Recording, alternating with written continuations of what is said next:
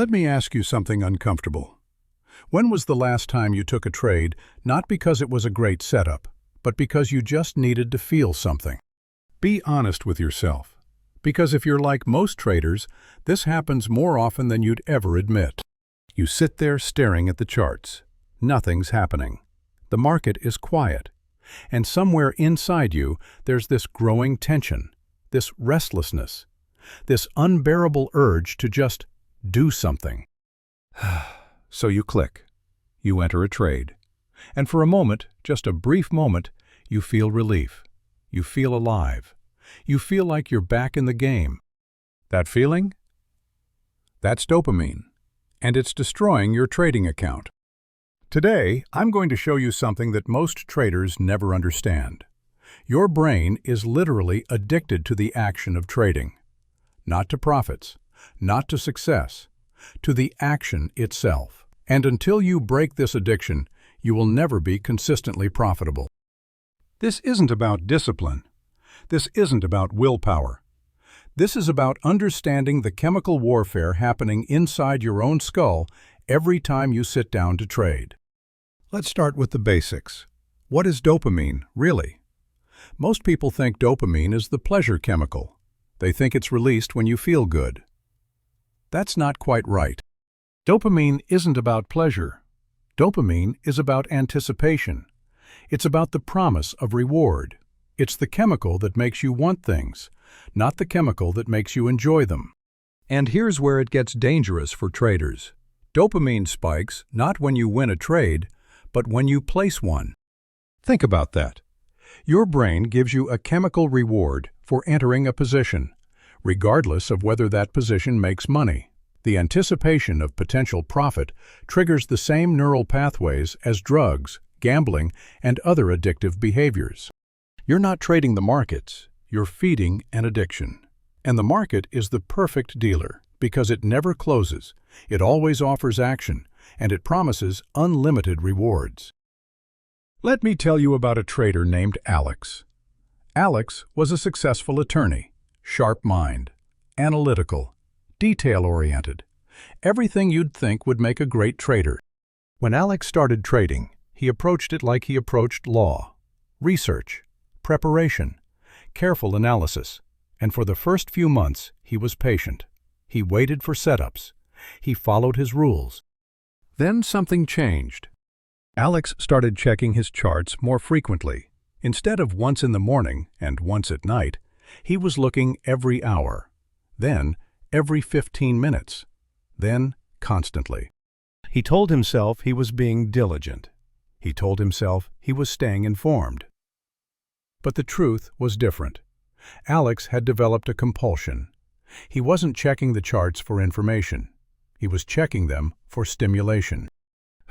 And inevitably, the more he looked, the more he traded. What started as 3 or 4 trades a week became 3 or 4 trades a day. His carefully crafted rules went out the window. His analysis became rationalization. He wasn't trading setups anymore. He was trading feelings. Within 6 months, Alex had blown through $40,000. Not because he was stupid, not because he lacked knowledge, because his brain had hijacked his trading for dopamine. Here's what was happening neurologically. Every time Alex checked his charts, his brain released a small hit of dopamine in anticipation of finding a trade. Finding a potential setup released more. Entering the trade released even more. His brain learned the pattern. Charts equal dopamine. Trading equals dopamine. And like any addiction, tolerance developed. He needed more charts, more trades, more action just to feel normal. Does this sound familiar? It should, because it's happening to you too.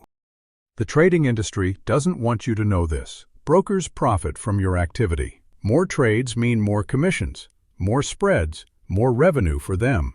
They have zero incentive to tell you that your overtrading is a neurological addiction, not a strategic choice. They give you apps that ping your phone, platforms with flashy animations when you trade, leaderboards that celebrate activity. All of it designed to trigger your dopamine system and keep you clicking. You're not a trader to them. You're an addict. And they're the dealers. So how do you break free? How do you rewire a brain that's been conditioned to crave action?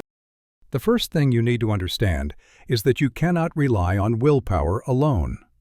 Willpower is a finite resource. It depletes throughout the day. And when you're fighting against your own neurochemistry, willpower will lose every single time. You need systems. You need barriers. You need to redesign your environment so that feeding the addiction becomes harder than resisting it. Let me give you some practical strategies that actually work. First, create friction between urge and action. Right now, placing a trade is too easy. You see something, you click, you're in. There's no pause, no reflection, no barrier. Change that. Some traders I know have implemented a mandatory waiting period. They see a setup, they write it down, and they wait 15 minutes before they're allowed to act. Not to analyze more, just to wait. To let the initial dopamine spike subside. To let their rational brain catch up with their emotional brain.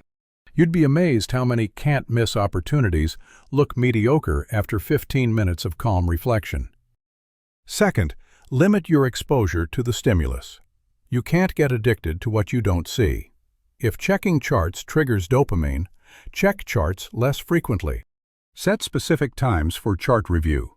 Maybe it's twice a day. Maybe it's 3 times. Whatever works for your strategy.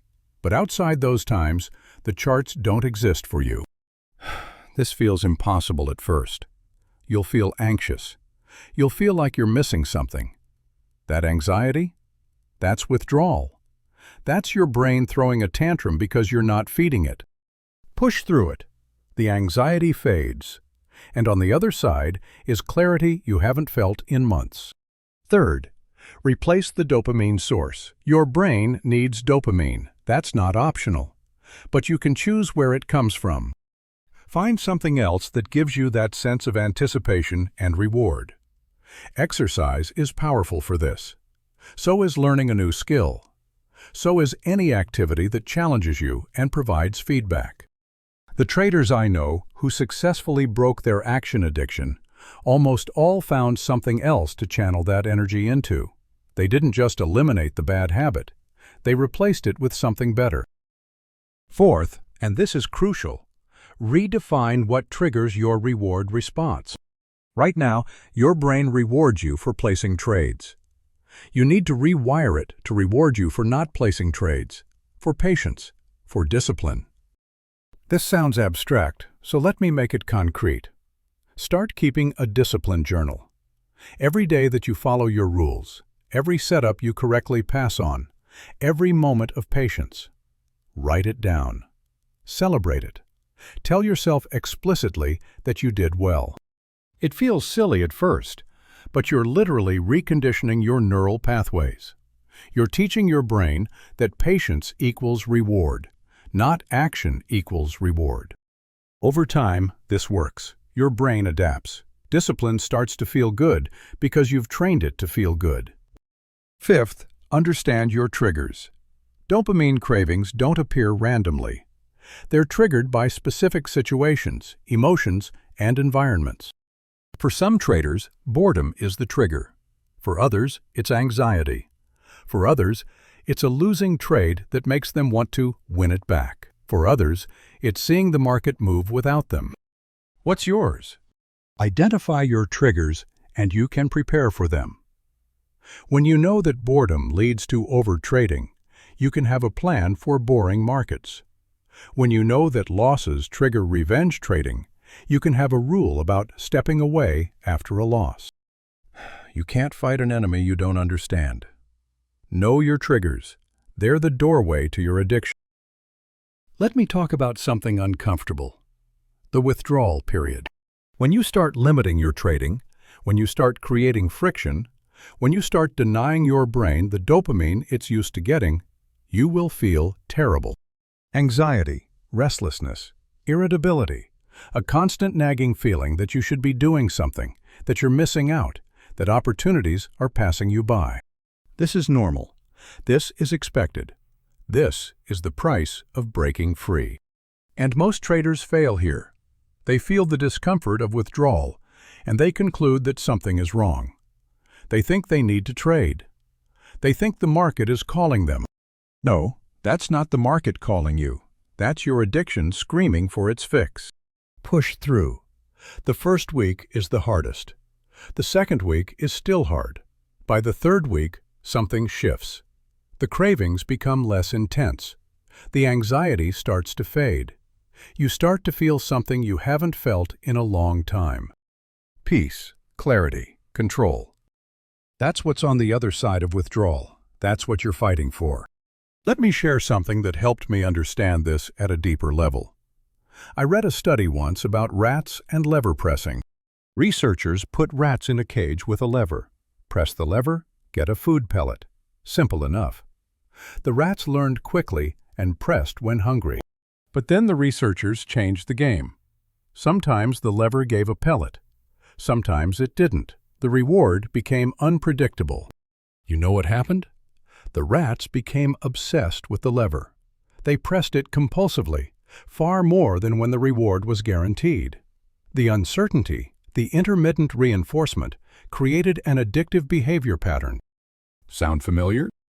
The market is the ultimate intermittent reinforcement machine. Sometimes you win, sometimes you lose. You never know which one is coming, and that uncertainty is precisely what makes it so addictive.